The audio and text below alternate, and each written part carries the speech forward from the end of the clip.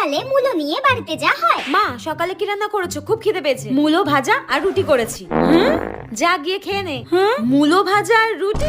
মা আমার মূলো ভাজা রুটি খেতে ইচ্ছা করছে না, আমি ম্যাগি করে খেয়ে নিচ্ছি, আমি খাবো না। দুপুরবেলা মা কি রান্না করেছো খেতে দাও, আমি খেতে বসছি। মূলো শাক ভাজা, মূলোর ডাল আর মূলোর তরকারি।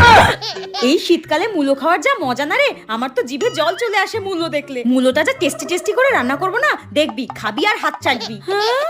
আমার তো মূলো পেলে আর কিচ্ছু লাগে না জানিস। শীতকালে মূলোর থেকে ভালো সবজি আর হতে পারে নাকি?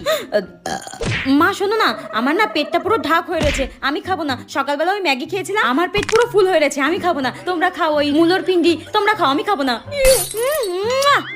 রাত্রিবেলা ও মা কিছু খেতে দাও না, খিদে পাচ্ছে আমার। কেন? মূলো দিয়ে মাংস রান্না করবো, খাবি না?